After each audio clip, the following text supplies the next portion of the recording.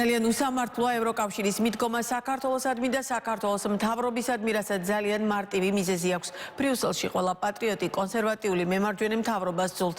ამის შესახებ უნგრეთის საგარეო საქმეთა მინისტრმა პიტერ სიარტომ ჟენევაში ქართველ ჟურნალისტებს განუცხადა.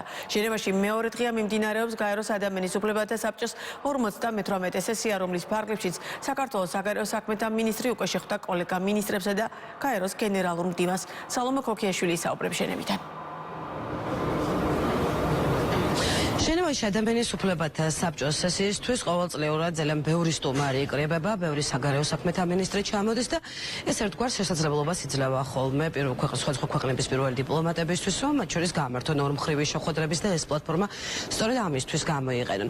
შესაბამისად, მაგალითად, მაკა პოჭორიშვილს ორდღიანი ვიზიტის ფარგლებში რამოდენიმე კოლეგასთან ჰქონდა შეხვედრა, თუმცა დღეს გამართული შეხვედრებიდან ჩვენ შეგვიძლია გამოვარჩიოთ შეხვედრები სლოვაკ და უნგრელ კოლეგებთან. ერთად დავიწყოთ სლოვაკეთით, რომელთანაც საკმაოდ ნაყოფიერი შეხვედრა შედგა, როგორც საგარეო საქმეთა მინისტრი გვეუბნება და ძალიან ბევრი მიმართულება იყო მიმოხილული ერთობლივი ურთიერთობებისა, ორმხრივი ურთიერთობებისა, პარტნიორობისა და მეგობრობისა და ასევე საომავლო გეგმებსაც შეეხებოდა მსჯელობა, რაც შეეხება უკვე უნგრეთს. უნგრეთთან საქართველოს ძალიან მჭიდრო პარტნიორული ურთიერთობები აქვს. აქვე ჩვენ აუცილებლად უნდა გავიხსენოთ ისიც, რომ სწორედ უნგრეთი და სლოვაკეთი არიან ის ქვეყნები, რომლებიც ევროპულ საბჭოში საქართველოს წინააღმდეგ, უბრალოდ კონკრეტულ თანამდებობის პირთა წინააღმდეგ სანქციებს ბლოკავენ.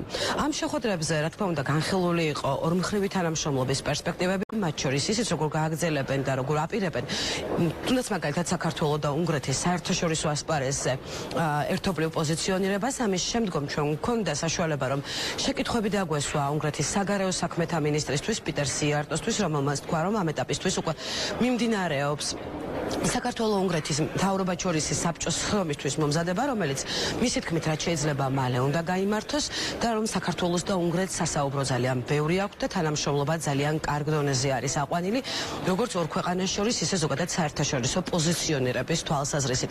ამის დასტური, როგორც სიარტო ამბობს, თუნდაც არის ის, რომ მაგალითად გაეროში, ნიუ-იორკის ოფისში საქართველოს და უნგრეთი იყვნენ სწორედ ამერიკის შეერთებული შტატების მიერ ინიცირებული სამშვიდობო რეზოლუციის თანასპონსორები. სიარტო ფიქრობს, რომ ძალიან მალე თავად ევროკავშირში შეიძლება ბევრი რამ პოლიტიკურად შეიცვალოს. მაგალითად, უნგრეთის საგარეო საქმეთა მინისტრი ამბობს, რომ ოფიციალური ბრიუსელის პოზიციები საქართველოსთან დაკავშირებით არის უსამართლო. განსაკუთრებით მაშინ, როდესაც საქმე შეეხება ცალკეულ პირთა მთავრობის წევრთა თუ სამართალდამცველთა სანქცირებას. უნგრეთის პირველი პირი ამბობს, რომ უნგრეთი გააგრძელებს კვლავინდებურად თავის გზას, თავის სვლას, არ მიიღებს, ასე ვთქვათ, გადაწყვეტილებას თუნდაც დიპლომატიური პასპორტების მფლობელებისთვის უვიზო მიმოსვლის შეჩერების შესახებ და უნგრეთში ეს კვლავაც, რა თქმა უნდა, იქნება შესაძლებელი. გარდა ამისა, უნგრეთის პირველი დიპლომატი ხაზს უსვამს იმას, რომ საქართველოს და უნგრეთი გააგრძელებენ თანამშრომლობას იმ ცვალებად გლობალურ სამყაროში, რომელშიც ძალიან მნიშვნელოვანი ცვლილებები სწორედ ამერიკის შეერთებული შტატების ახალმა ადმინისტრაციამ მოიტანა. ჩვენ უკვე დავიწყეთ შეხვედრის თარიღის შეთანხმება. ჩვენ დიდ მნიშვნელობას ვანიჭებთ მთავრობათა შორის საბჭოს შეხვედრას, რომელიც გვინდა რაც შეიძლება მალე შედგეს, ვინაიდან სტრატეგიულ მნიშვნელობას ვანიჭებთ ჩვენს თანამშრომლობას საქართველოსთან. ჩვენ პატივს ვცემთ სამუშაოს, რომელსაც საქართველოს მთავრობა უძღვება. ხედავთ, რომ ერთად ძალიან კარგად მუშაობთ საერთაშორისო არენაზეც. გუშინ გაეროში ჩვენ ერთად გავუწიეთ თანასპონსორობა ამერიკის მიერ მშვიდობის ინიცირებულ რეზოლუციას, რომელიც ჩემი აზრით ერთადერთი თავსებადი გზაა მშვიდობის დასამყარებლად. როგორც ხედავთ, მსოფლიო მნიშვნელოვნად შეიცვალა იმის მიუხედავად, რომ ორივე მძიმე შეტევის ქვეშ ვართ. ამერიკის შეერთებული შტატების ახალი მთავრობის ხელმძღვანელობით სიტუაცია ორივესთვის, უნგრეთისა და საქართველოს მთავრობებისთვის ძირფესვიანად შეიცვალა. ვფიქრობ, ძალიან უსამართლოა ევროკავშირის მიდგომა საქართველოსადმი და საქართველოს მთავრობისადმი. ამას ძალიან მარტივი მიზეზი აქვს. ბრიუსელში ყველა პატრიოტი კონსერვატიული მემარჯვენე მთავრობას სძულთ. თქვენს ოპოზიციას რომ არჩევნები მოეგო, ბრიუსელი ძალიან ბედნიერი იქნებოდა. ისინი იტყოდნენ, რომ დემოკრატია საქართველოში საუკეთესო ფორმაშია, მაგრამ მას შემდეგ რაც არჩევნების შედეგები მათ გემოვნებას არ მოერგო, ნათელი იყო, რომ თქვენზე შეტევა დაიწყებოდა. ასეა უნგრეთის შემთხვევაშიც 15 წელია ხელისუფლება ვართ და 15 წელია შეტევის ქვეშ ვართ. იმიტომ რომ პატრიოტულ კონსერვატიულ პოლიტიკას ვატარებთ და ეროვნულ ინტერესებს ვაყენებთ ყველაფერზე წინ. ქართული ოცნება და საქართველოს ხელისუფლება შესანიშნავად მუშაობს. არ უნდა დანებდეთ იმის გამო, რომ ევროპიდან შეტევაა. ვფიქრობ, ევროპაში მალე პოლიტიკური ცვლილებები იქნება, როგორც შედეგი ახალი ტალღებისა, რომელიც ვაშინგტონიდან მოდის. ჩამოდის და პატრიოტული კონსერვატიული მთავრობები მომავალში მეტად გაძლიერდებიან. მეგუშინაც მკაფიო ვიყავი იმასთან დაკავშირებით, რომ უნგრეთი გააგრძელებს დიპლომატიური და სამსახურებრივი პასპორტებით უვიზო მიმოსვლის უზრუნველყოფას. ჩვენ არ ვაპირებთ ამის შეწყვეტას. ევროკავშირს მიღებული აქვს გადაწყვეტილება, რომ წევრმა ქვეყნებმა თავად უნდა გადაწყვეტონ, რაც ნიშნავს იმას, რომ წევრი სახელმწიფოების კომპეტენციაა, ამიტომ ჩვენით ვწყვეტ. ძლიერი გავლენაა ბრიუსელიდან გაიდლაინზე და ეს ცხადია, მაგრამ ეს არ არის სამართლებრივი ვალდებულება და ამიტომაც უნგრეთში ამის იმპლემენტაცია არ მოხდება. მე ვეტო დავადე ქართველი პოლიტიკოსების და პოლიციის მაღალჩინოსნების სანქცირების სიას, რადგან ჩვენთვის ძალიან მიკერძოებული იყო. მე მესმის, რომ ვერ მოიძებნა ვერცერთი მტკიცებულება არჩევნების გაყალბებაზე საქართველოში. ჩვენმა დამკვირვებლებმა მოგვცეს დასკვნა, რომ ყველაფერი კარგად ჩატარდა, ასე რომ არ არსებობს არც იურიდიული და არც პოლიტიკური საფუძველი შეტევებისთვის.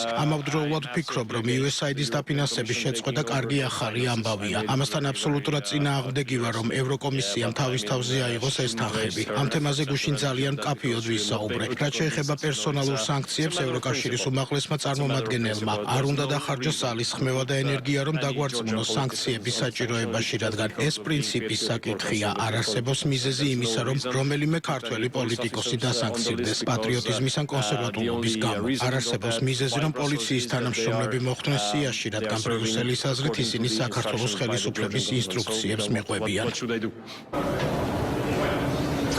საქართველოს საგარეო საქმეთა მინისტრს გაეროს ჟენევის ოფისში ვიზიტისას ადამიანის უფლებათა საბჭოს სესიის ფარგლებში ჰქონდა არაერთი ორმხრივი შეხვედრა, მათ შორის გაეროს მაღალჩინოსნებთან, გაეროს გენერალურ მდივანთან ანტონიო გუტიერესთან. დღეს კი უკვე შედგა შეხვედრები თავად ადამიანის უფლებათა საბჭოს პრეზიდენტთან და ასევე დღეს დაასრულებს ოფიციალურ ვიზიტს ორმხრივი შეხვედრა გაეროს ადამიანის უფლებათა უმაღლეს კომისართან. რა თქმა უნდა, ამ შეხვედრების მთავარი თემა არის როგორც საქართველოში მიმდინარე მოვლენები, ისე განსაკუთრებული აქცენტი კეთდება სწორედ საქართველოს ოკუპირებულ ტერიტორიებზე, განგრძობად ოკუპაციაზე, როგორც გამოწვევაზე და საქართველოს პირობაზე, რომ ის აუცილებლად აღიდგენს ტერიტორიულ მთლიანობას და ტერიტორიულ მთლიანობას ჩვენი ქვეყანა აღიდგენს მხოლოდ და მხოლოდ მშვიდობიანი გზით, რაშიც მას აუცილებლად დასჭირდება დასავლელი პარტნიორების მხარდაჭერა და დახმარება. გარდა ამისა, ამ შეხვედრებზე საუბარი ამავდროულად შეეხებოდა ორსავე ოკუპირებულ ტერიტორიაზე არსებულ საკმაოდ რთულ ვითარებას ადამიანის უფლებათა მდგომარეობის თვალსაზრისით, როგორც გითხარით, დღეს დასრულდება საგარეო საქმეთა მინისტრის ვიზიტი ჟენევაში. ძალიან დიდი მადლობა, სალომე ქოქიაშვილი საუბრობდა ჟენევიდან.